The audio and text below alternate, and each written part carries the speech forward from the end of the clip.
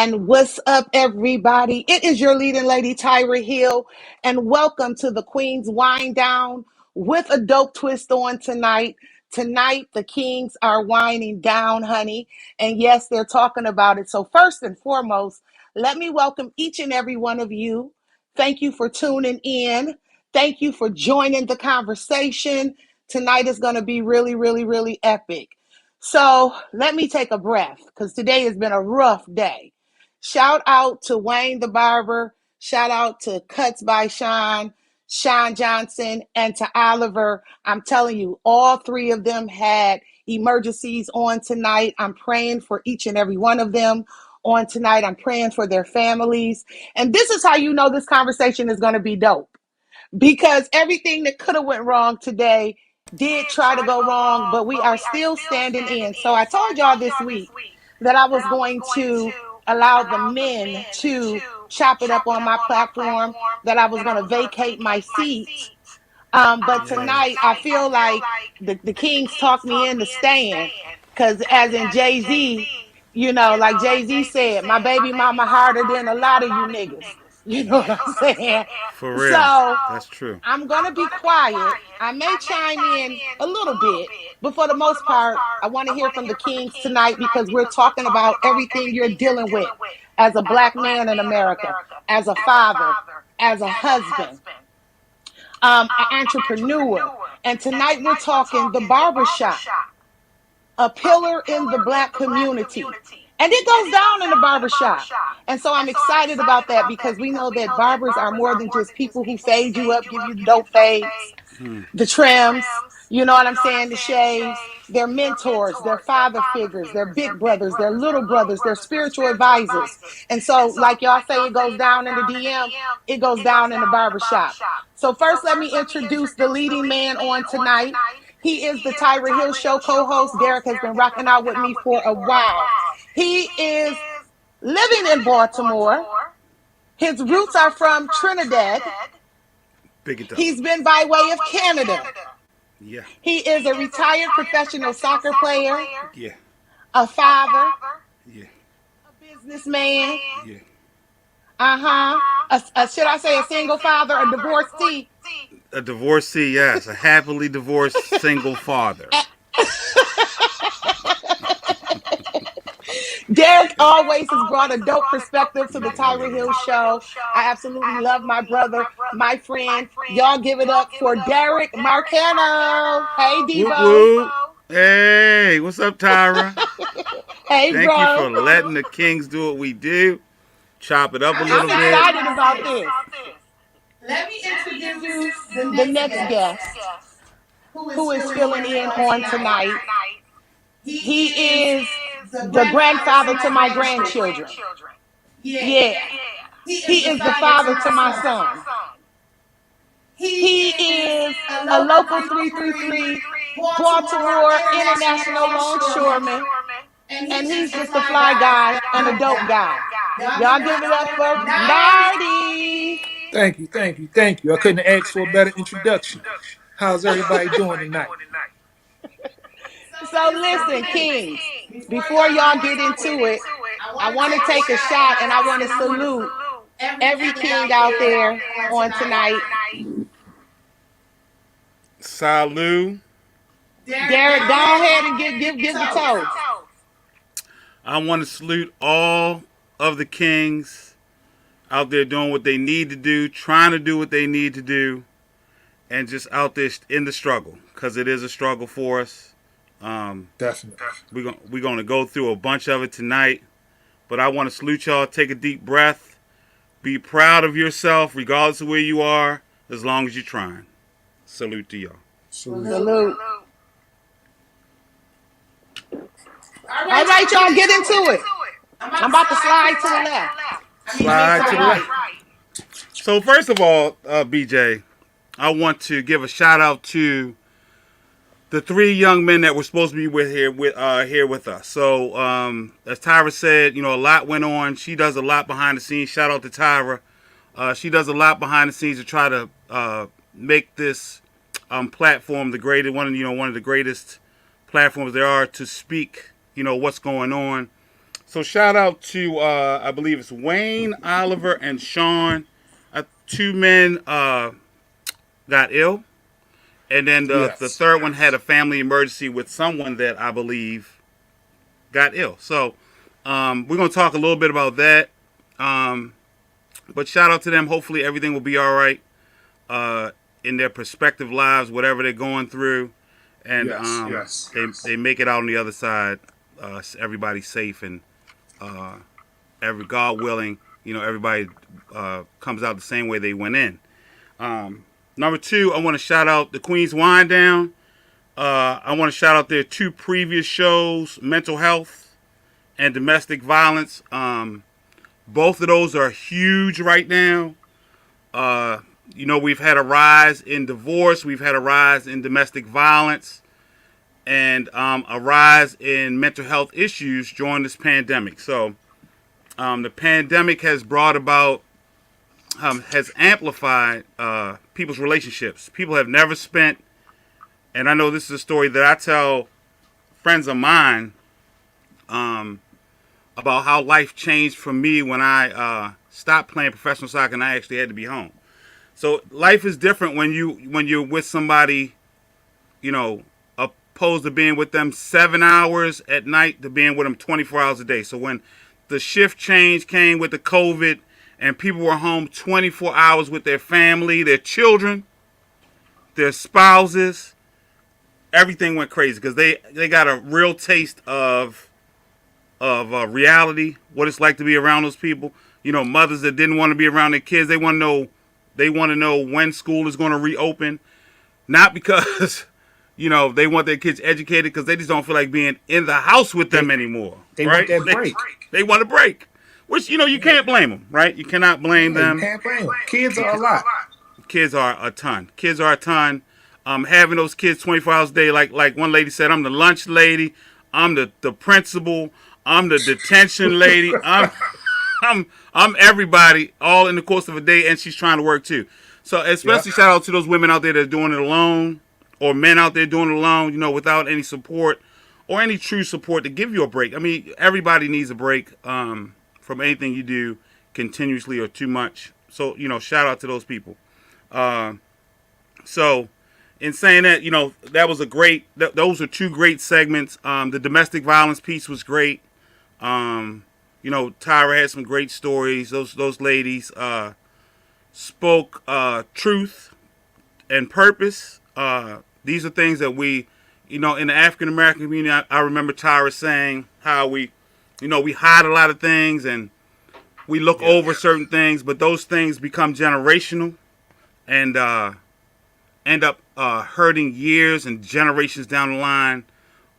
End up having relationships that are not functional, and they have no idea why. They still to this day have no idea why they can't find a good relationship or, what happened with their kids or whatever. So those generational curses and those things continue to plague our community. And now, like we said, with the added COVID, added anger and things of that nature in our community, it has become something that is even more seen in regards to frequency than anything else. So the COVID has. So let me ask you this, Darren. Yeah. Do you think, since we're talking the barbershop, a pillar in the black community, do you think, I got to take one of these earpieces out. Okay, that's better. Do you think that the barbershop has been a safety net for young kings and seasoned kings, because that's been a way for you guys to kind of vent a little bit about maybe being stuck at home with your wife or your significant other, or being laid off throughout the pandemic, or maybe being fired or your job setting down? Well, I mean, that is the beauty. I really wish we could have had that perspective from those barbers, because my thing, the barbershop dynamic has changed, as a lot of dynamics have changed in the world with social media. Well, let me say this first. You were once a barbershop owner. Yes, absolutely. Barbershop and beauty salon. So, just as the men have their space, women have their space too. And those conversations, given gender, are different, right? They're different. No holds bar No conversations. no holds bar conversations. So, you know, when you have children that are brought up in a barbershop, certain barbershop, and they come back, you know, everybody checks that child, or you know, everybody wishes that child well on their endeavors as far as sports and grades. If you see something doing big, you know, everybody's an uncle, everybody's Yep. an auntie, or whatever the case may be. The dynamic is changing in that now I think the barbers themselves are becoming more overwhelmed with those conversations because a lot of people's daily downtime is with their phone. So a lot of times you won't get that full barbershop conversation unless it's somebody that's, you know, has the neighborhood has embraced, or the barbershop has embraced, let's say. We don't get the Yeah. random conversation you get from like somebody coming into the barbershop to ask a question or things of that nature, because a lot of people don't ask those questions. But barbers themselves, I think, are still I don't think, I'm sure they're pillars of the neighborhood in that they hear everything that their clients are going through. That's They have right. to, you know, give them, you know, advice or give them their opinion, which matters. So I think they're taking a brunt of it because most kids today come in the barbershop and they're on their cell phone. But what you will see is a barber that engages. You know, hey, what's Yeah. going on with you? What are you doing? How's school doing? And that's an amazing relationship. It's an amazing dynamic that And continues those are to the this day. barbs that keep return clientele. Exactly, they keep Well, clientele because they're invested. well, the reason why it was important for me to produce and create a show around the barbershop is because, like you said, we have watched the barbershop just be within the black community, and they're in the white communities too, but I know about the black communities. My brother is a barber who owns a barbershop, one of the dopest ones. But it's so much that Like goes Fat on Raiders. behind the scenes. Yes, You know what I'm saying? And I'm talking about sometimes they're mediators for the hood. You know, it absolutely. might be a gang rivalry or a turf beef. You know what I'm saying? There, I was a single mom. And so when I took my son to the barbershop, it blessed me that it was other men within the barbershop who would mentor him or pick him up and take him to football games and to other events, you know, just so he can have that one on one quality with a man. And so that's what I mean about being a pillar within the black community. Yeah, and on that note, once a bunch of men get into the barbershop, that's exactly what it is. It's just a bunch of men. I've been in a barbershop with police officers, drug dealers, kingpins, all sitting in the same waiting area, just chopping it up, just talking. So it's neutral ground. Yeah, it's neutral ground. Absolutely, It's a absolutely. peaceful place. Yep. And it's a place where people can vent and say how they feel. You know, a lot of times, like you said, they are mediators for different things, but it's also a place where people can vent about certain things in their life and understand, you know, that that's just my opinion. You understand?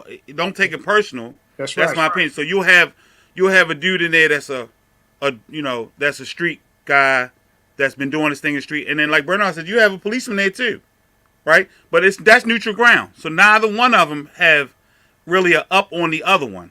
So if this guy doesn't like police or this guy doesn't, it is what it is, you know. But that's your opinion. That's how you live. That's his opinion. That's how he lives. It's neutral ground. Our children are there.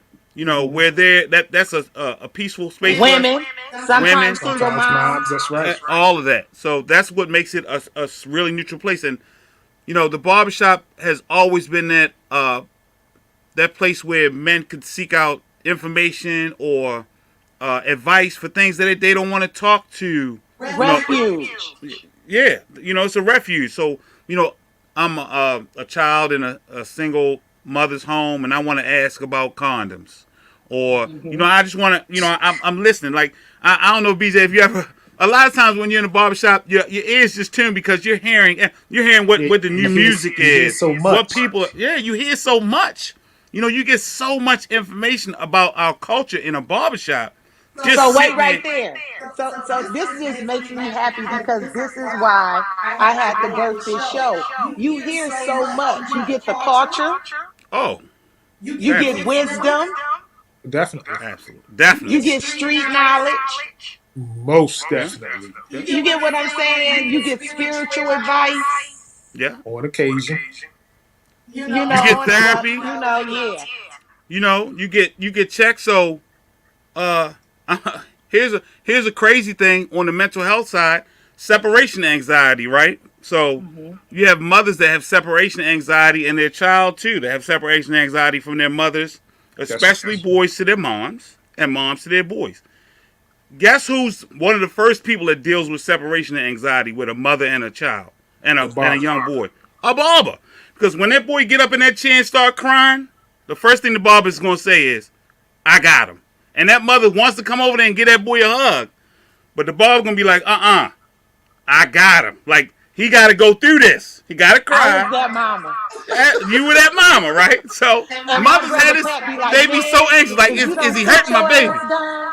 Oh, those clippers too hot. Calm down, mom. The barber got him. The barber's got him. They know what Definitely. they're doing. He got to cry. You got to cry if you have to, whatever it may be. And understand this, because we have this conversation about barbers. Men have that with little girls as well. So Hmm. I have a small daughter. I take her to get her. I don't want her. Of course she's gonna cry because she's a little. Remember She's that not used to first getting pressing her. curl? That's right. She ain't used to the pressing curl or getting them edges pulled. She gonna cry. Did I have anxiety? Of course. I don't want nobody hurting my baby. And what did the girl say to me? I got her. Don't worry. Go ahead. You might need to leave because if she get the ooching out, she don't want to cry because you here. But if you gone, she good. And sure enough, you take that step out and you let them do what they do. So that culture of barber beauty salon takes a lot, especially for our culture, because the barber can be your therapist. He can be your loan shark. He can tell you where Therapist, you your get barber tires shop, from. I mean, there your are friend, so many resources, right? just A barber can be. everything. So everything. So you get everything in the barber Well, shop. it's It's so a funny that you say that because one of the things that I miss about being able to go to my people's barbershop was after on a certain day when they got through cutting hair, that's where the dice game came in. right, right. You Is that feel not crazy? me?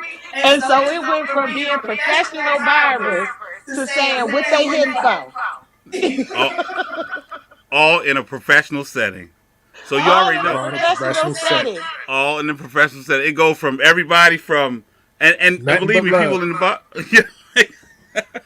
in a matter of minutes, right? So barbershops can go from the guy in a shirt and tie to who collected the money for the liquor store in a matter of minutes. A That's matter right. of minutes. Well, Derek, That's I want to get back to, and I really, really hate that I have to sit in on this dope conversation, but I want to help fill in the gaps. I want to get back to something that you said because a lot of times we always hear women talk about being single mothers. yes. I'm a single mom, da da da da da da da. But we don't shed a spotlight, a positive spotlight on single fathers. No, not at all. And not even That's not a even hard single job. fathers. Yeah. Not even single fathers, even married fathers. All fathers Hmm. do it. Girl dad, Kobe, that huge movement now. Uh, it's not uncommon for us to be doing these things. It's just that people never knew that we were doing them, right? Like, I'll never forget when you did Dylan's hair for the first time or tried to. Right, right. Right. I got to call around, right? My sister. Matter of fact, the other day my sister was like, "You have gotten so much better with the ponytail." Oh yeah, after a while, you get Yeah, it right. after a while, You get it right. You're not as gent. I mean, you figure it out. You figure your child out, whatever the case. So shout out to all those dads. All those dads out there taking care of theirs or anyone else's. The issue today is we have a two-sided argument in, is it okay for a man to raise and for him to toot his horn, and is it better for a woman to raise children than a man? Really, it's still the same thing. It's a village. it's a It village. really is. That's right. It's a village. It never has been one or the other. As much as we all want to take credit one way or another way, the truth of the matter is, it's a village. It is a village, Hmm. right? I mean, a lot Um, of single parents do it, But the fact of the matter is, when you got a village help raising a child, that child grows up to be that much better. Oh, without a doubt. Without a doubt. So As long as people you're not sparing the rod. Gotta get that rod out. got to, hey, do not spare the rod. And that's another thing with this. I think the younger generation, they don't really understand the use of the rod, let's say. Like Tyra and her slipper. I mean, it has to be something. Whoa. You don't know, people can be watching this and Whoa. you just throwing my business Whoa. out there like that. So since you're gonna say Tyra and her slipper, go ahead and tell everybody what the slipper is. Okay, so Tyra has this thing that she does with little kids where she scares them to death. She don't beat them, but she got this thing. She got this face she give them and that eye, and she popped that slipper on her hand, pop, and they automatically straighten up. So, my father had a belt. He had a leather belt he only used, and when he talked about that belt, we had immediately had fear in our eyes. So, like Peter said, you cannot spare the rod, and the rod isn't like a pipe. What it symbolizes, right? What it symbolizes is something that corrects that child, right? It can be timeout, whatever it is, right? Like for me, I call it the big hand. The big hand. Back in the day we had the switch. We had it, some of the crazy ones had extension cords. Big Mama that had would be Bertha. Bertha, I didn't say that, Bertha. I know I have to give disclaimers.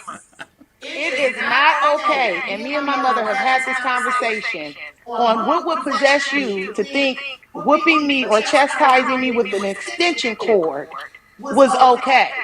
And one of the things I grew to understand was it was generational.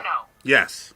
Right? Absolutely. But in my mind, my liberated mind, it was so much more like the master and the plantation.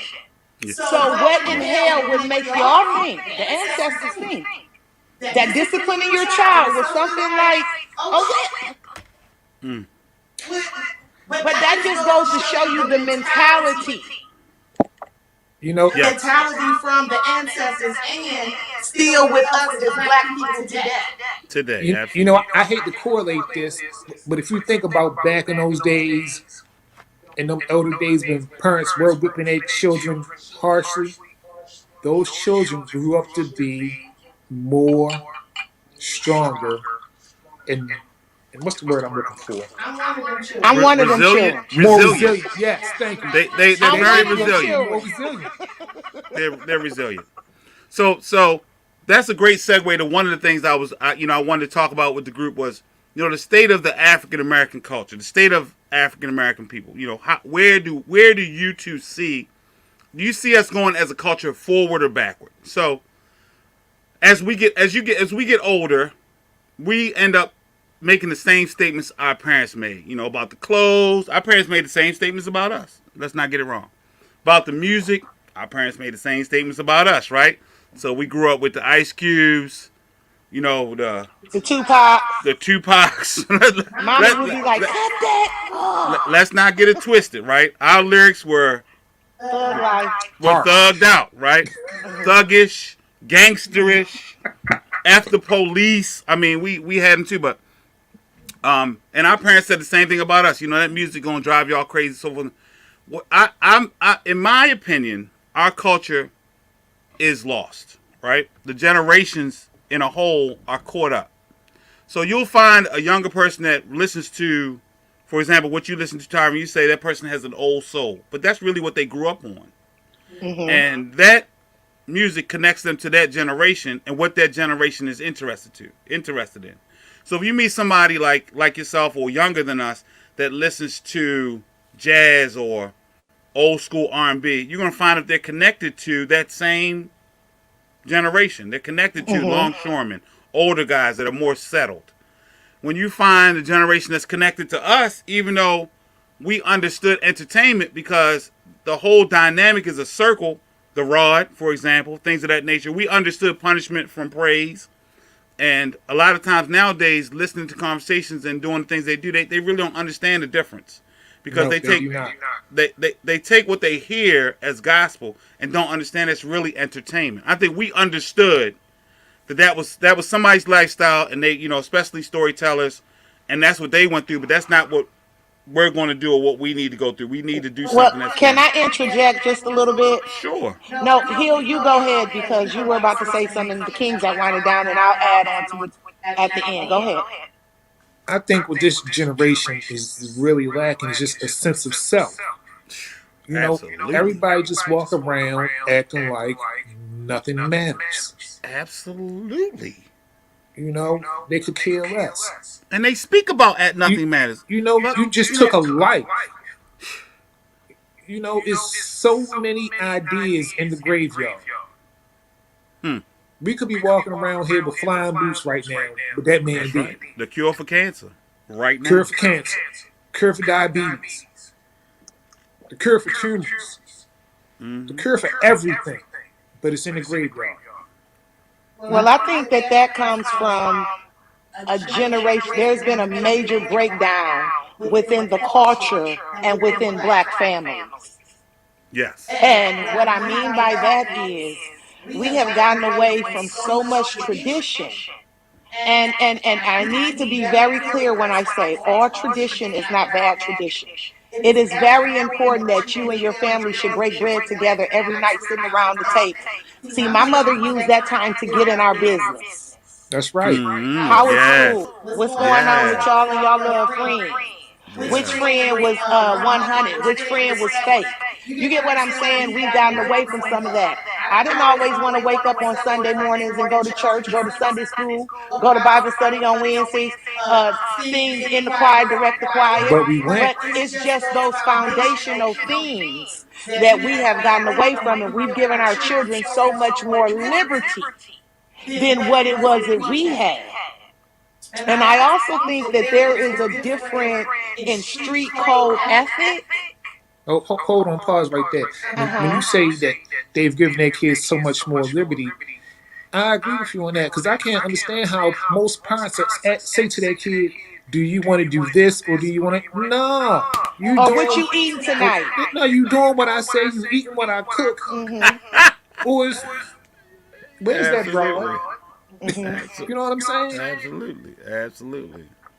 And I agree, but at some point we have to understand that it nobody is going to save us. We have to No. be willing to put in the work, do the healing, and we can't not acknowledge the fact that our families have experienced so much trauma. That's right. And there's a breakdown because where there is trauma, there's a breakdown. And this is why I push the mental health so much as an advocate because I suffer from anxiety, one. I done been through some things, two. And three, I know what it feels like to be broken. And be let me say this since the Kings are winding down.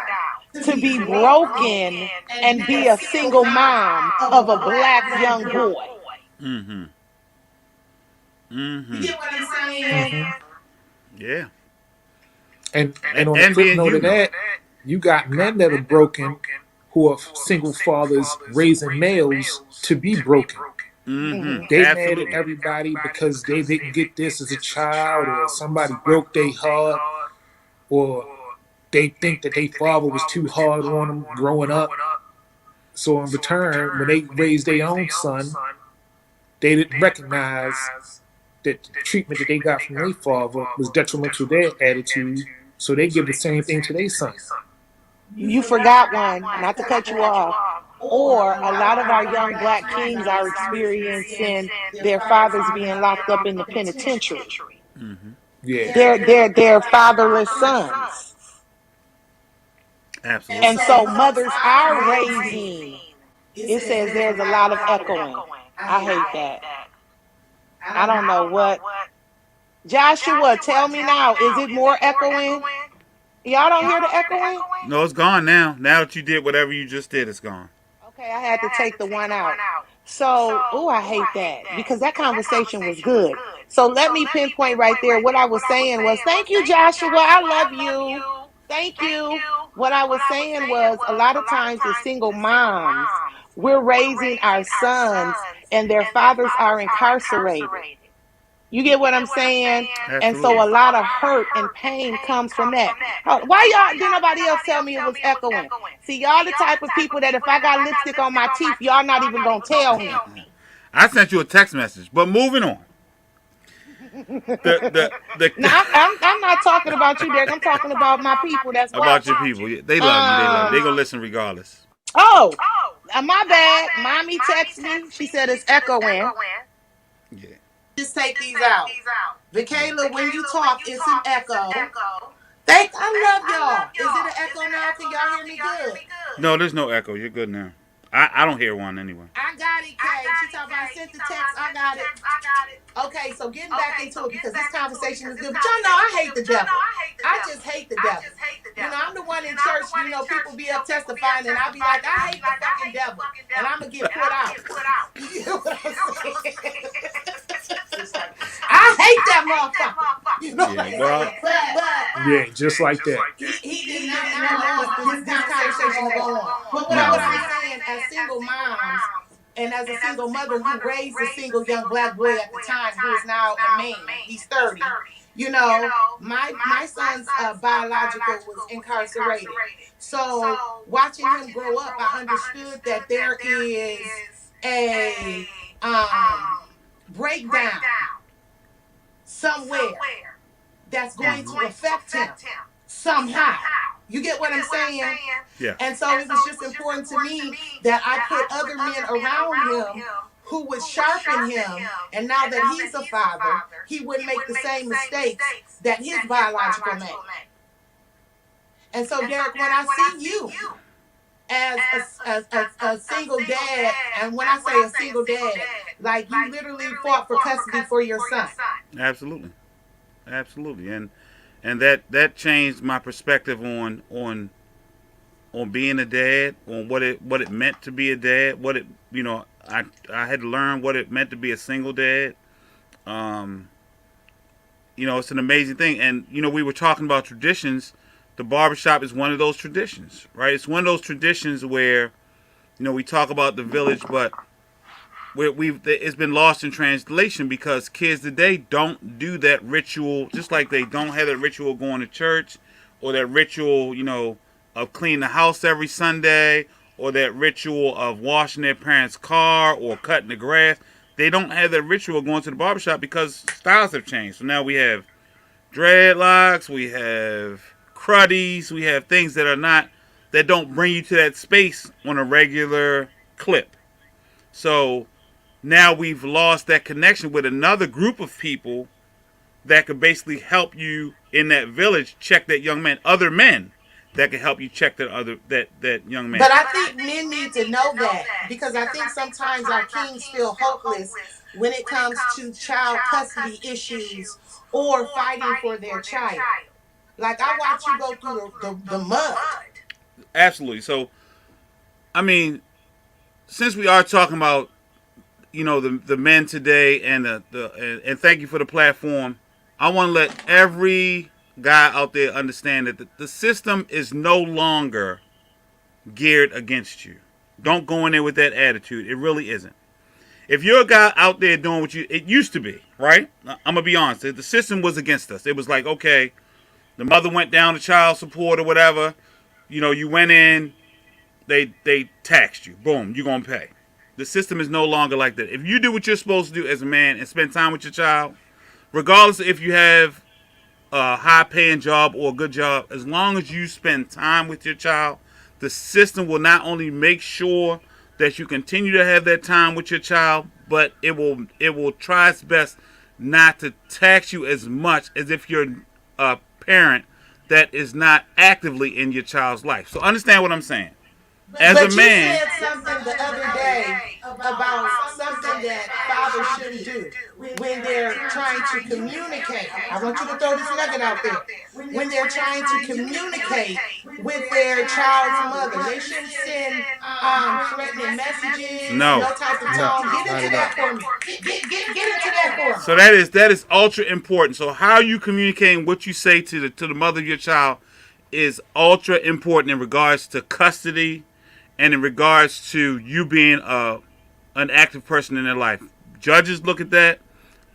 Even if that person angers you and sends you things, be as respectful as you can. How you communicate is one of the biggest things that they look at. Are you a participant in this angry exchange? Are you the voice of reason? Are you trying to get your point across in a legible way? So I tell a lot of fathers I talk to about my struggle. I tell them, number one, if you're a person that doesn't get along with the mother of your child for whatever reason, the first thing is find a way to communicate that, number one, it can be documented, and number two, where it will lessen the anger in your tone and in her tone. And even if they have it in their tone, try to avoid it. Just get your message across. What were you saying, BJ? I'm saying what you're saying is absolutely right. And a lot of us guys, because I watch guys that go through issues with their baby mamas, they don't want to apply the resources that are there for us men. Absolutely. We got the same rights that women have. The same exact right. You have the same exact right to your child as your mother does. And regardless. Like I watch a lot of guys say, wait, let me rephrase this. I tell a lot of guys, I can't wait to call the police on a woman. Absolutely. I tell them all the time, and they be like, yo, what's wrong with you? I'm like, right. They look at you crazy, right? They look at you crazy, right? Yes. Like, some of these fathers have the absolute right to call the law on their baby mama. And you have to call the law. They did a lot of the arguments and the situations that Absolutely. they had to go through. But no, they just want to, no. Pick up the phone, call the law, then go to court, like you're wrong. Yeah. I got this is what she did. Support saying this is what she did. I want full custody and child support. Yeah, this is what she did. I went to pick up my child. She threw a brick at my window. This is what she did. Call the law. Don't drive off and get mad and call back and cuss her boyfriend out, or that first of all, he don't have nothing to do with it. You shouldn't even be listening to him. Don't even listen to him at all. Like you said, call the law. And the key to that whole statement is this: you have the exact same rights to your child until written by the courts as the mother of your child. Yes, she did. And we're gonna go through this too. The whole Dave Chappelle. I don't even know if we have time, because I told Tyra I was going to run the gauntlet. But the whole Dave Chappelle gender is a fact thing is absolutely true. Every single person on this earth traveled through the legs of a female, a true woman. That's right. So yes, your child, your significant other, the mother of your child, she did birth that baby. But in saying that and giving her respect for all of she went through for that 9 months, you still, by law, have the exact same rights to that child as the mother does. The exact same rights. She can't deny you one right that she has that you cannot have. Say what? Oh, no, I was talking the rights are the same. You have the exact same right in regards to time, the exact same right in regards to spending money. You don't have to spend all the money on that child. She has to spend money on the child too. It's her child. That's right. The exact same rights to any community resources you have because you have a child. The child belongs to both of you. It took two people to make it. Two people are responsible for it. Be responsible and do what you have to do. Another thing people do. Another thing men do. Women do it too. She won't let me see your child. Okay, so did you call the police? No, I'm not calling the police. Call the police. If you have as much right to the child as she does. If you go to see your child and she tells you no for no reason, call the police. Make a paper trail on the fact that because what she will come and say is, oh, you didn't have any money, but you did come to try to spend some time with your child. That's right. Or you did come to try to give her a break. It's not about money. Or how about every time the father goes see the child got on a shitty diaper? Whatever the case may be. Yes, it takes money to raise a child. And it takes two parents. We live in a different world. We don't live in the 50s anymore. It takes two people to raise a child, to make a successful family, all those things. Given that one of them isn't Jeff Bezos or Amazon, something like that. It takes two people. And the bottom line, even with all that money, you still should spend quality time with your child. And it's a lot of people out here with money that throw money at the situation and still don't spend time with their children. And it's the time that's just as important as the money. So regardless of what, as a man, what we think, and, if we continue, and I know Tyra said this, but we have to make that a tradition, right? We a lot of men allow their children to choose their, what they want to do with their hair or whatever. But for some kind of way, you have to get your child in a space where he's around other productive men and their children. So That's right. Cause, for example, because the more they see it done, the more they'll try to emulate it. Exactly. And we know it's a village, but you got to be the person to bring the village to the child, bring the child to the village, because the village will, nowadays people have so much to do that, the village is not going to come to the child. And all that goes back to mental health, because when you got more people in your village, especially men will spot problems and issues. Absolutely. Because I've heard a lot of men, and somebody's gonna say something about this, but I've heard a lot of men see child and be like, "Oh, he gonna have some issues when he grow up." And shit, when that child gets of age, that child has issues. Absolutely. And whether it be physical issues, mental issues, mental health issues. Yeah. We spot this, especially black men. Black men spot this in our children at early ages. Absolutely. And people be like, "Boy, stop playing. Ain't nothing wrong with it." Like, okay. Yeah, something's going on with him. And y'all need to check into this or check into that. Absolutely. That's absolutely true. And that's where that happens, because a lot of things that we don't see as a parent, because we love that child so much, that the people in your village will see. They'll see it. They see it, and they'll, if they're true friends, they'll let you know, like, you need to have this checked out or that checked out, whatever it may be, whatever the mental health issue may be, whatever issue that you're having. We need to get back to that tradition. We have certain traditions. Like you just said, true friends. That's really what your barber is. Your barber is really your true friend, because he tell you how it is, no matter what, whether you like it or not. He'll tell you when you're wrong. He'll tell you when you're right. Absolutely. At least I know my barber does. Oh yeah, absolutely. Good barbers do that. Cuss by Sean, because he'll let me know quick. Good barbers will absolutely do that. Yeah, they will absolutely do that. Good barbers will let you, like I said in the beginning, they will give you their opinion, right or wrong. The thing with barbers is this: they've seen so much, and it's almost like a polling place. Everybody comes in with similar stories. They see the results of certain things. They can almost tell you what's going to happen due to just flat out experience, especially older barbers.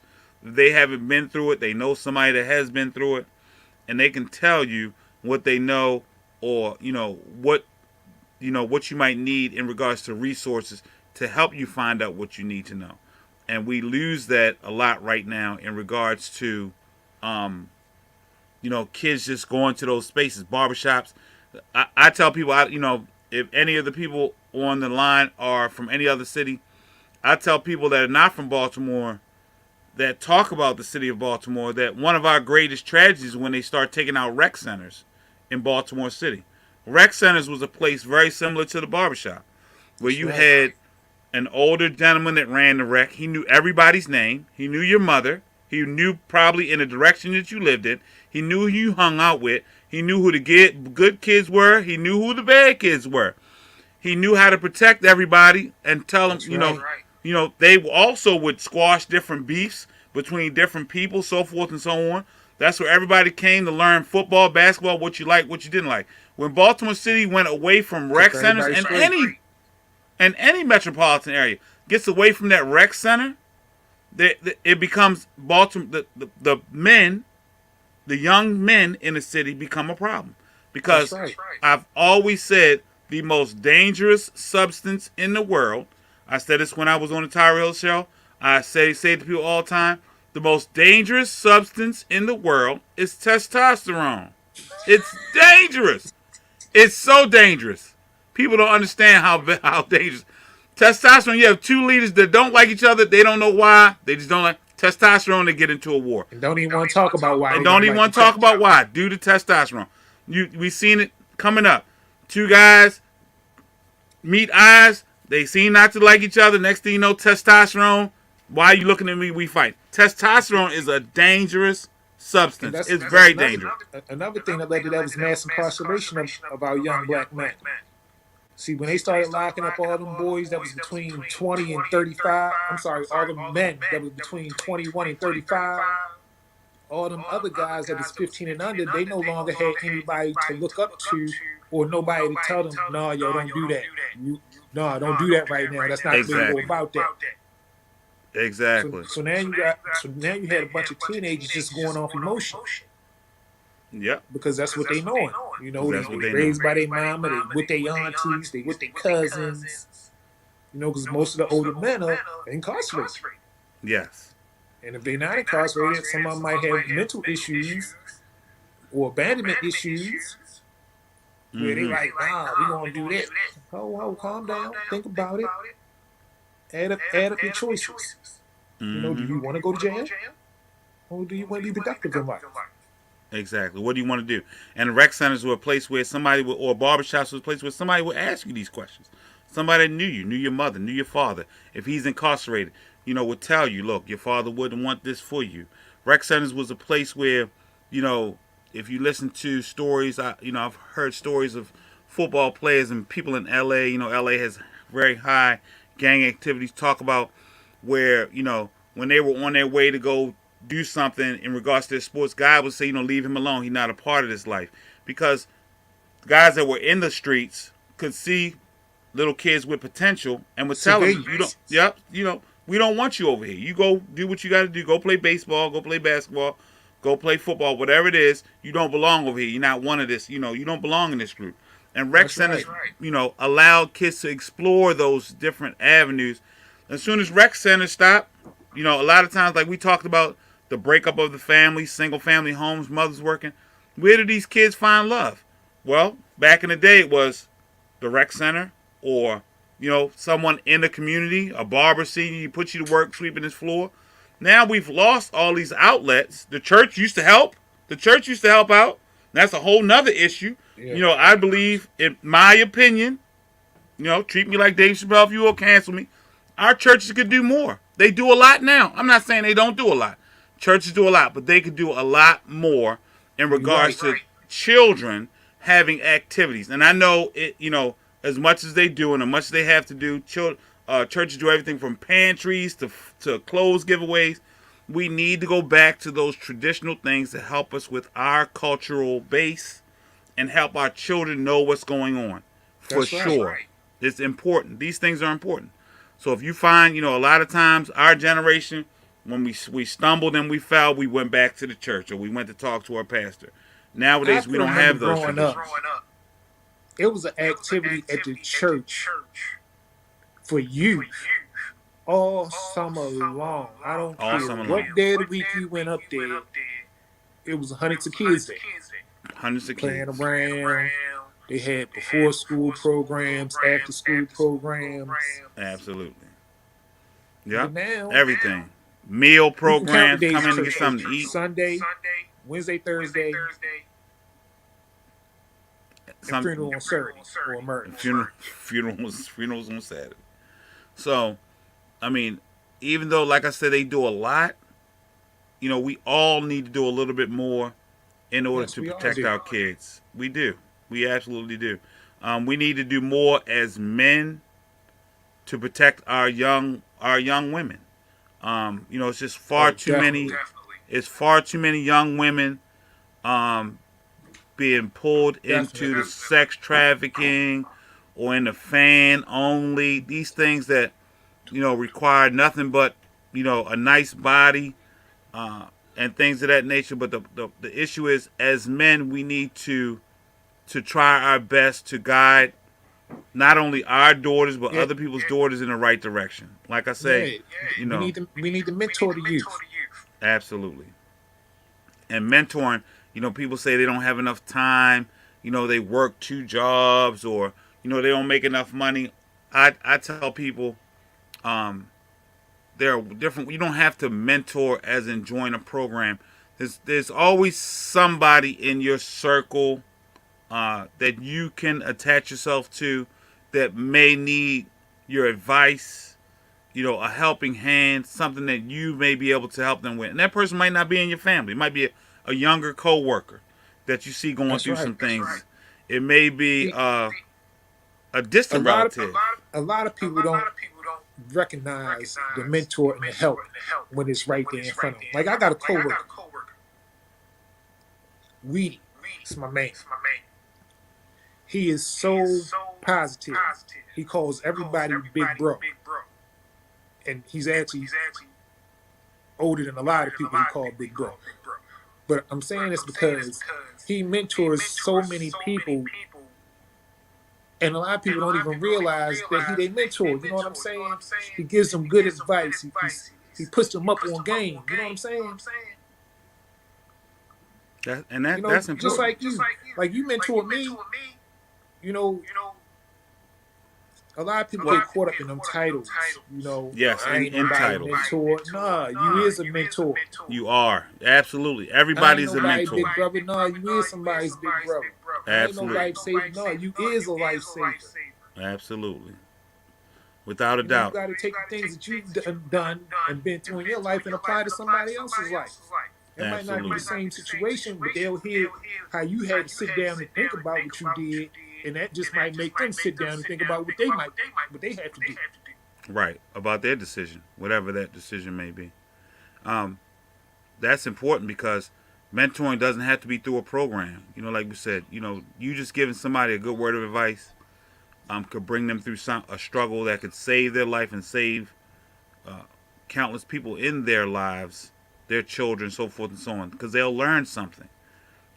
We have a thing these days, a hands off. It's not my business. I'm gonna stay out of it.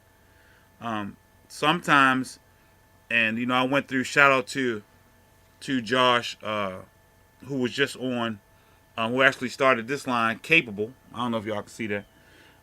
He actually has a physical disability, spina bifida, and I commend him all the time in how he fights through. And not only does he help other people with physical disabilities, he helps people that have no physical disability, like they have nothing holding them back.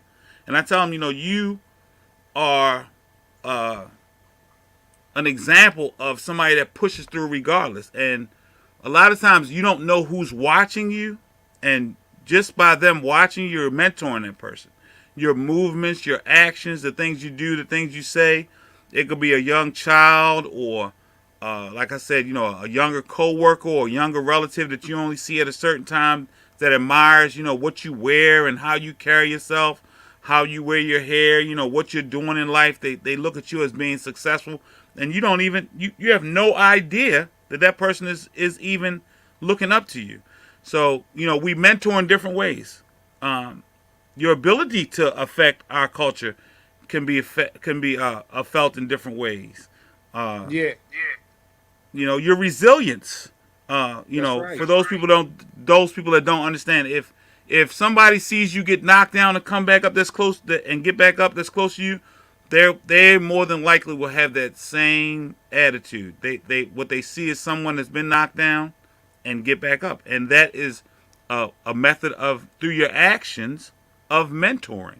So it is really important for us to understand it, especially now. I know Tyra talks about what goes on in our community now, but I truly believe we're right at the fringe. Like they say, things always get worse before they get better.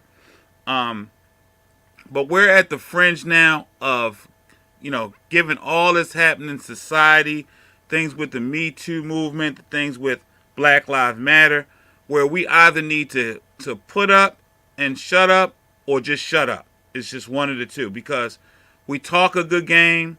Our parents not only talked a good game, but they walked a good game. I recently watched the documentary on Muhammad Ali, and talk about how hard it is, how hard it was. It's harder. I saw this on social media. It's harder for someone to change their name than it is for somebody to change their gender. Now they said, think about this. It was harder for Muhammad Ali to simply change his religion and his name than it is now for somebody to change their gender. This man went through hell because he decided to change his name and become a Muslim. And now it's easier for somebody to change their complete gender than it is for one man to change his name. And these are the things that we have to go through and understand that, as hard as that was, he went through it. And as much as we go through now in regards to gender transitions and Black Lives Matter, we have to understand our kids are watching. They're watching everything that you do. And that's how they're watching how you respond. They're watching how... Speaking of them kids watching, I don't mean to cut you off, but another thing that really irks me is black men on social media and how they be flexing. Absolutely. I seen a picture the other day where it looked like it was a dice game. But when they zoomed out the picture, it was just 5 shoes with money underneath the shoes. And one dude with some dice in his hands. Wow. And I said, wow, is this really what it's come to nowadays? We got to fake it to make it to belong? Yeah, right? Is that crazy?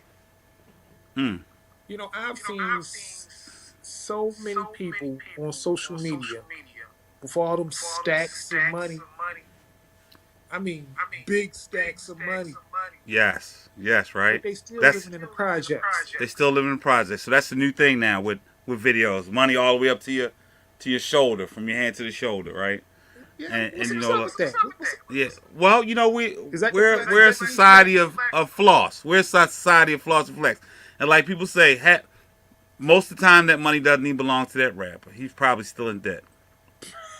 So, but they influence our young, and now they have our young wanting to do the same thing. We did it. We understood. I think our understanding of finances were a little bit different. Not that our parents really taught a lot about it, no, and I think that's something that we need to address. Tyra may need to address that show. We need to address finance at a much earlier clip, much earlier clip. But in understanding our cultures and the things that we go through, these are all things that we could address around a community, around the barbershop, around the rec center, around the dinner table. And we don't do any of these things. We just don't do these things anymore. We don't. It's getting even more rare to have big Thanksgiving dinners. Where we always just look forward to that big Thanksgiving dinner with family and family you haven't seen in a while. People will come in. My family's always been small. I always loved having Thanksgiving around you and your family because it was always a lot of fun, great food, great laughter. Just a time where everybody could just lay back and, admire what people have done over the years, where they're going, what they're doing, hear stories, whatever the case may be. The old social media, as we would say. Yeah, sit around that was the old social media, right? Thanksgiving was the old social media. It was the old chat room. Sit around and talk about what everybody's doing, who done got bigger, who got smaller, who's doing what, when, where, why, who's dating what. How that was the old social media. So those personal things in our community are being lost, and our children being raised by the cell phone, and that is becoming a problem in itself. But we need to be able to harness that power of the cell phone and these sites in order to help our children. And not just let them go about it on their own. We need to stop with that mentality of hands off. We need to take our hands off of what's going on because it's none of my business, right? It's none of my business. That's a major problem in our community, and that all started when I'm pretty sure you can remember when we was younger. Don't say nothing to my child. Oh, right. So don't say nothing to my. Well, your child just cussed out Miss Smith. Don't say nothing to my child, and don't say nothing to nobody at all. And that's where it's went to. Don't say nothing to my child. Don't say nothing to nobody at all. God, you Sir, have to do the checks and it's balances. about time for us to close out and get up out of here. It is. So I'm gonna throw a couple things at you real quick, and I want you to tell me where you stand. So I want you to tell me where you stand because, like I said, I wish the barbers were here so we can maybe hear where the streets stand on these things. But these are all things that affect our culture, our community, and I want everybody to get, have their own opinion, of course, but I want them to hear maybe what your opinion is, what you're hearing down, because you guys down there at the local 333, you get it from all ends. You guys have people from all walks of life down there. You're seeing everything from international travel to taxes, y'all. Everything we do basically comes through what you do, and we're gonna feel the heat. So let me throw a couple things at you. Number one, how do you think COVID is going to change the whole outlook of life in general? So, given what you've went through at the port and what you see in society, do you think it's something that we're going to be over and done with, or you think it's going to be going on for the next 20 years? Oh, we're gonna be stuck like this for a hot minute because there's so many different variations in that. But I don't want to get into that COVID talk right now because Right, that's right, just right. crazy. So you think it's going to be like the flu? We're going to be stuck with it. We're going to be taking boosters, wearing masks until further notice. Until further notice. So another way, something else that we're going to have to live with, like Yeah, diabetes. something else we're gonna have to live with. Okay, all right. Number two, politics. Where from 1 to 10, where do you think Joe Biden is in regards to changing where we were going before? I don't like mentioning that group, but where do you think he sits in regards to getting us back on the right track? Um, long road ahead. It's a lot of work to be done and a lot of work to do. Absolutely. A lot of work. And I want everybody to hear that because that's the truth. There's a lot of work to be done. So he has a lot ahead of him. Yes. He has a lot of divide in our political system. It takes more than one man to go across the aisle. It takes somebody else to meet him halfway and shake his hand. Regardless of what's going on, all the time. we have to work together. And that's in regards to everything. Global climate change, everything from taxes. Like the top 1% their wealth grew 20% over the COVID year. Billionaires became multi-billionaires. They don't want to be taxed, of course. I say pay how you weigh. All right, anyway. All the time. All the time.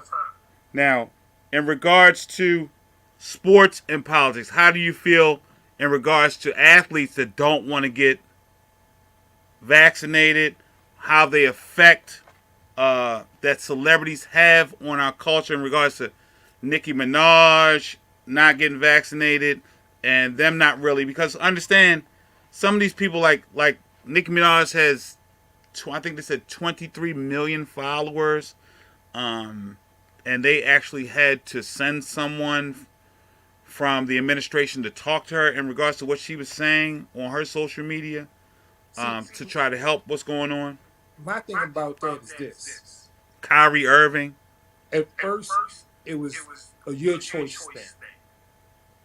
But then when they started mandating that people had to get vaccinated for this, that, and other reasons, that's where people don't like to be told what to do and how to do it. Right, right. So that's neither here nor there. It's a health issue. I don't want to get sick. I can care less if you get sick, but I don't want you to get sick and make me sick. So in my mind, if the vaccine is going to keep me from dying and it'll keep you from dying, why not try it out? Why not actually get into the book and do the research and see if people are dying from this vaccine? Right.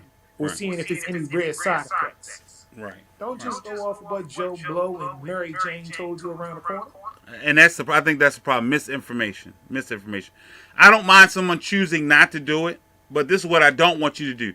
Don't tell me what the crackhead around the corner told you about the vaccination.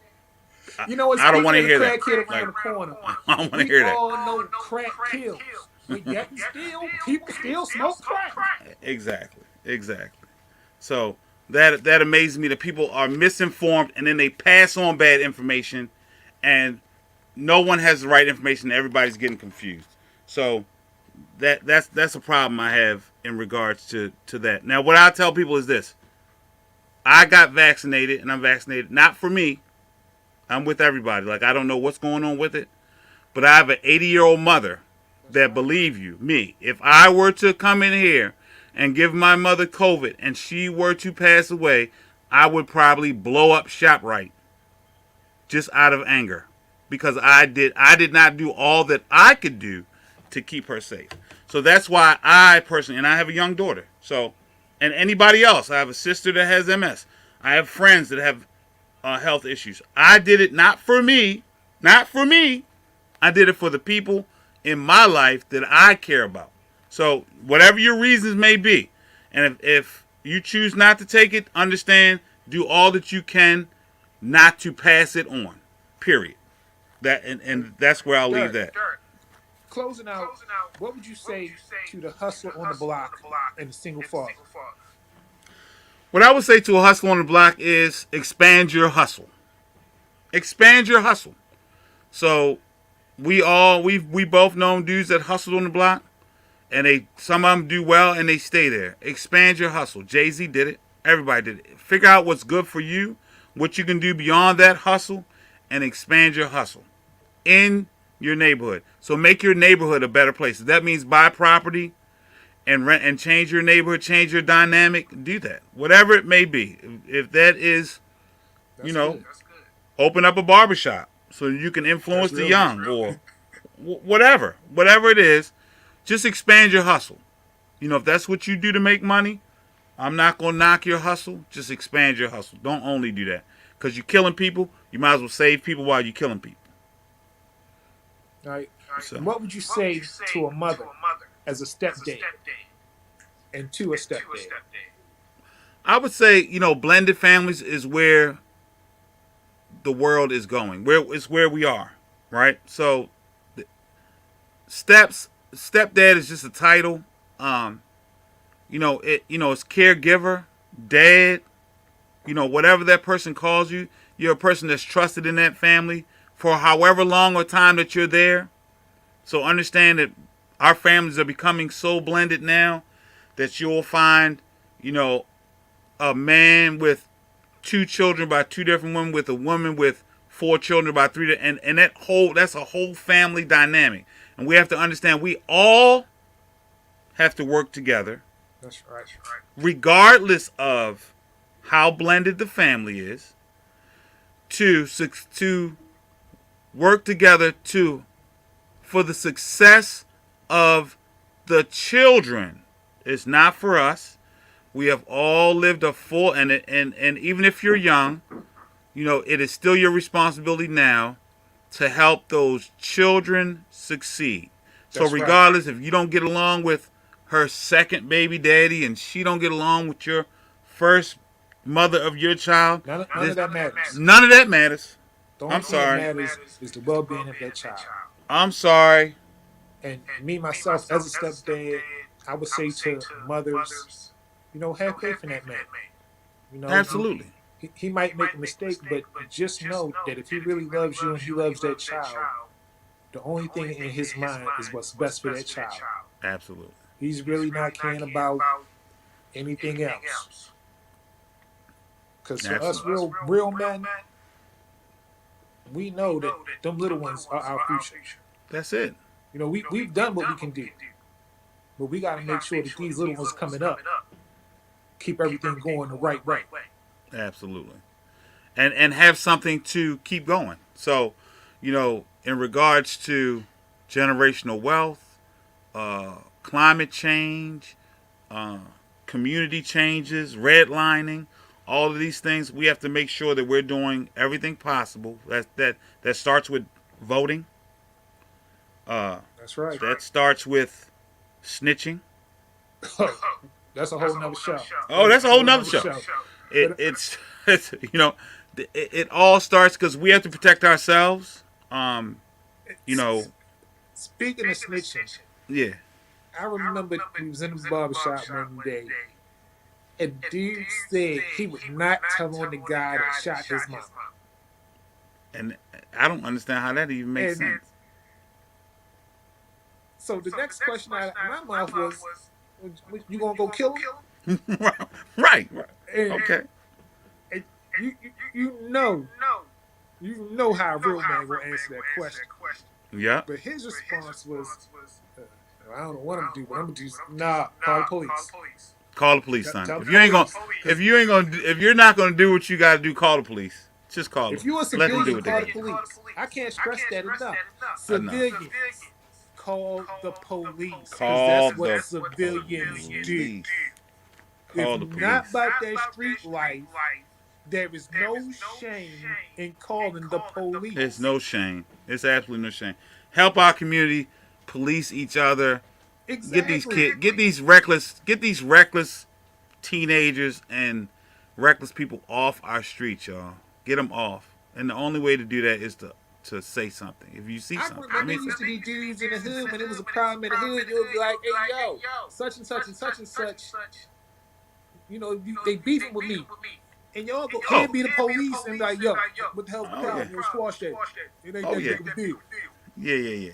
So I mean, in all honesty, from the dudes I know on the streets, they're getting back to something similar to that, and they're saying that they don't allow certain things in their area because if you bring the heat comes and messes with us. So I know a couple guys. I know for a little while it was just like we don't care, whatever happens. But now lately, the guys I've talked to, especially during the pandemic, and the police not.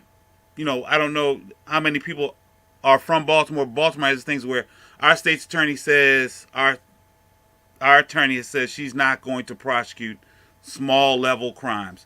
So a lot of the stuff now are people just taking care of their own areas. So what a lot of dudes in the streets now are doing, they're going, look, you can do whatever you want to do, just don't do it here within this block. Because if you do it here, we got a problem with it because now you're bringing the heat to us.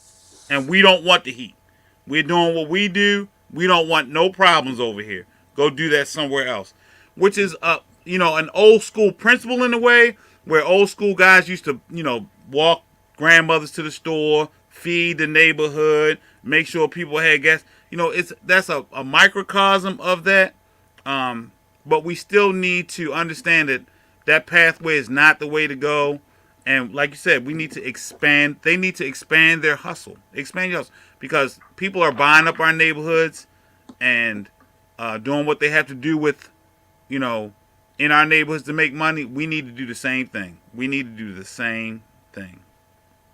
So, it's an amazing thing. Our community has banded together before. And we come together for certain things. We came together for Barack Obama. We need to do more of that. We are no longer the largest minority. Okay, so let's understand. Hispanics are taking over that role as the largest minority.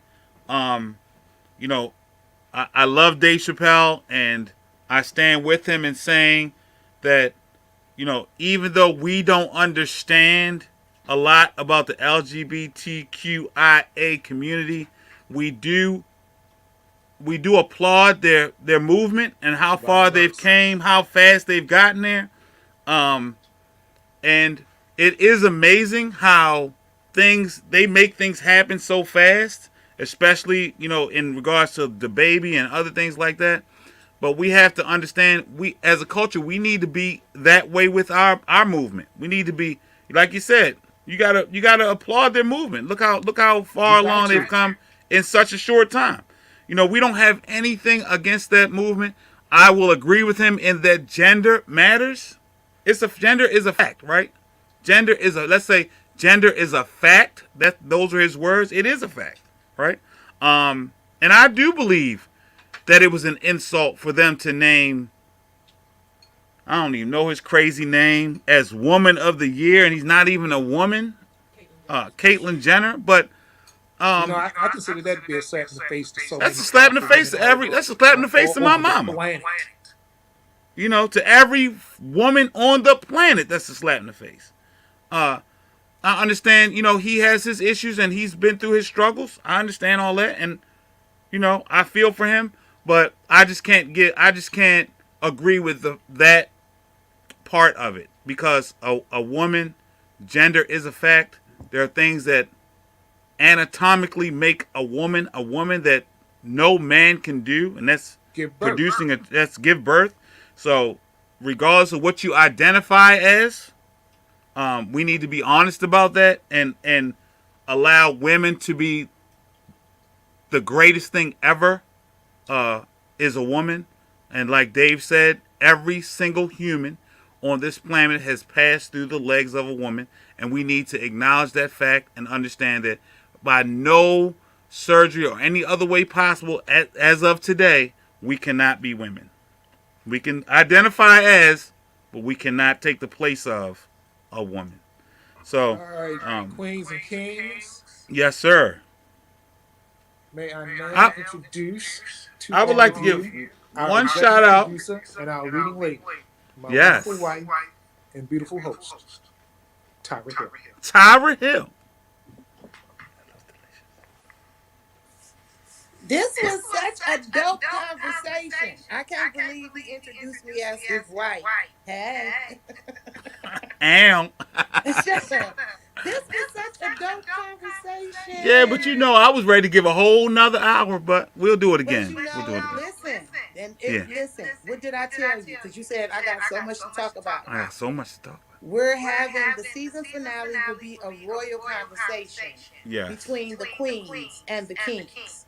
So next Wednesday, same place, same time, I'll be talking and leading that conversation. Okay. The beauty salon, the shop.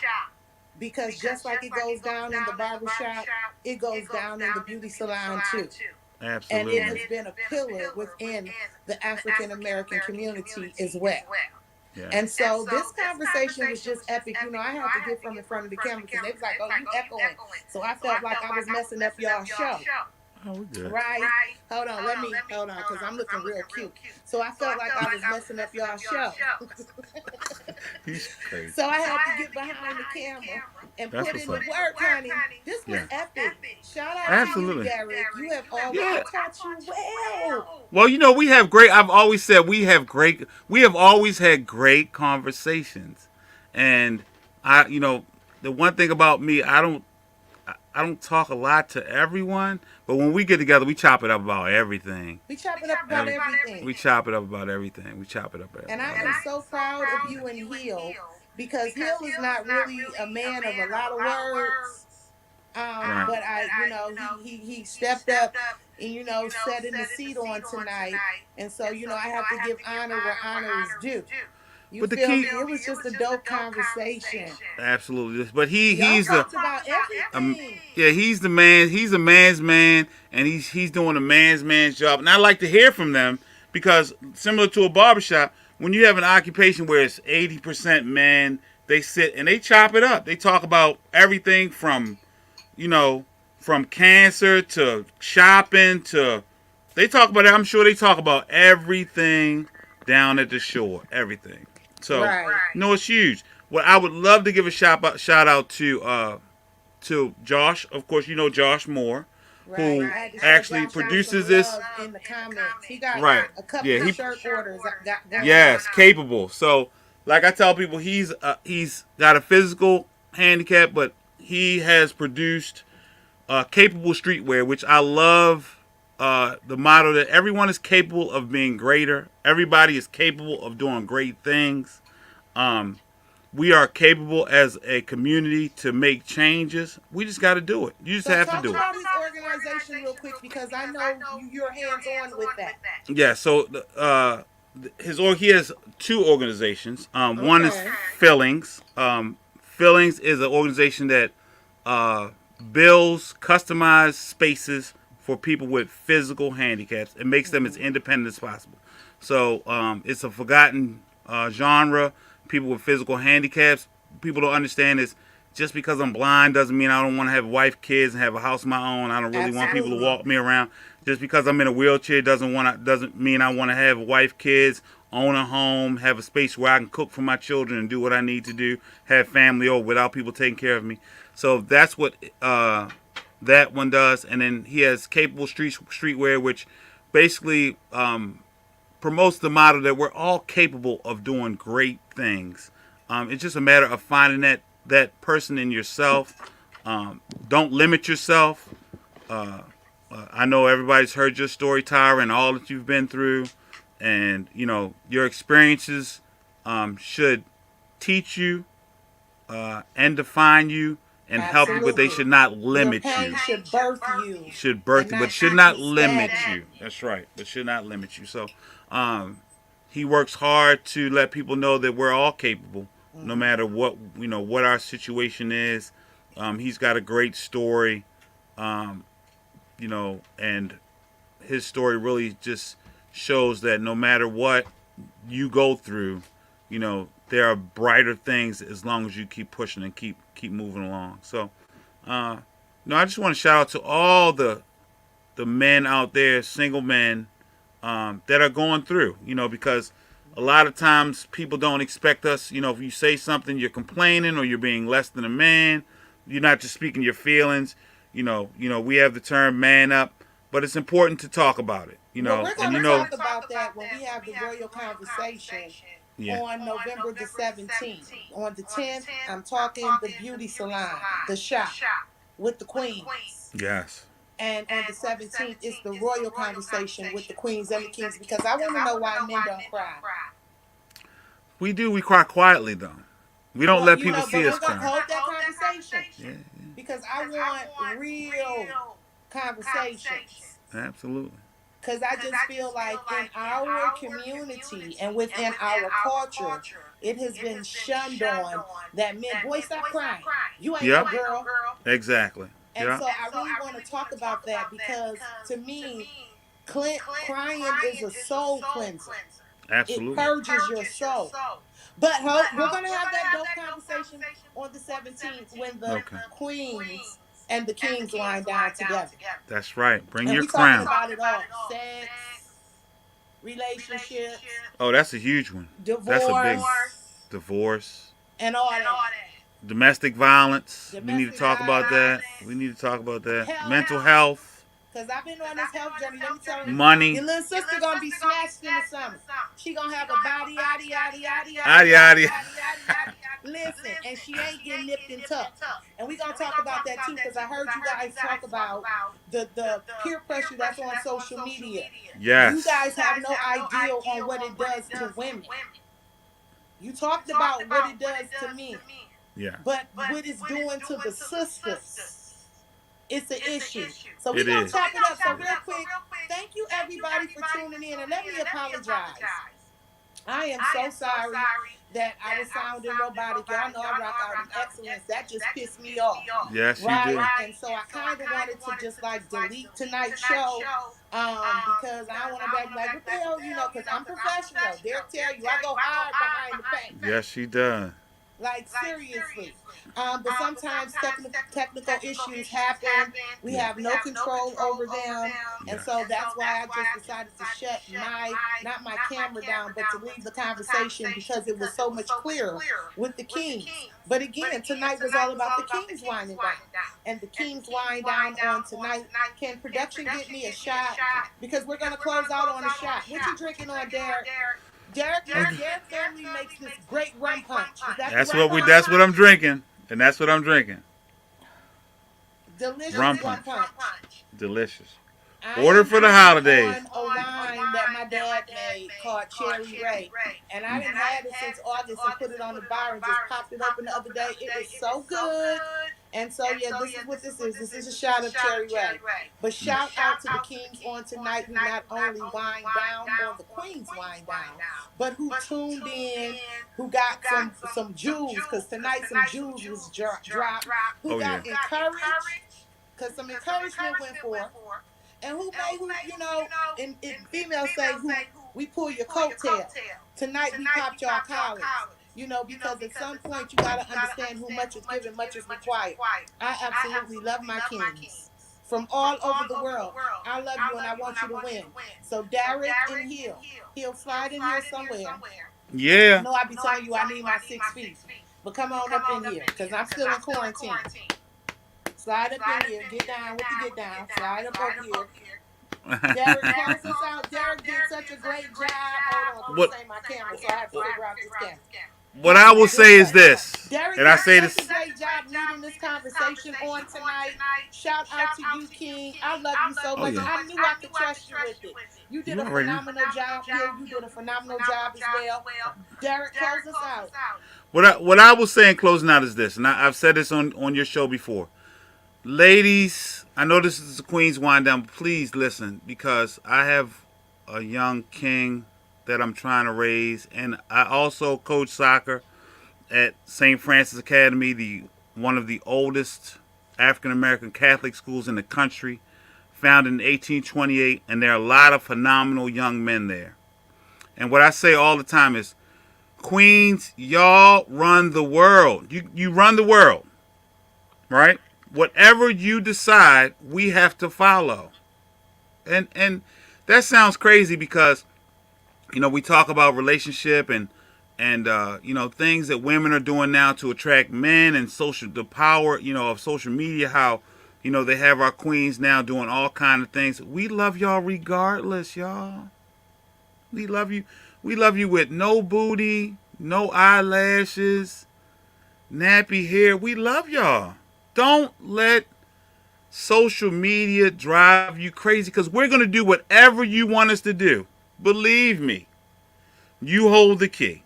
Let me say this: natural women who have jobs, y'all are winning. Winning. Let me tell y'all this: y'all are winning. The women that's working, holding it down, y'all Yeah. winning. Don't be discouraged. Please don't be discouraged. Do not. Do not Because fall in the by the end, wayside. y'all are what most men need. Absolutely. What we need. Now, what they looking at is one thing, but what they really need is that down to earth real woman. That other fake stuff is going. I don't know what's going to happen when they turn 60. I don't know. But I'm telling y'all, Gonna fade with the wind. right. Stay with us. We trying. But y'all run things. Y'all are the ones that are running things. Stay down, ladies. Stay down. Salute. Salute.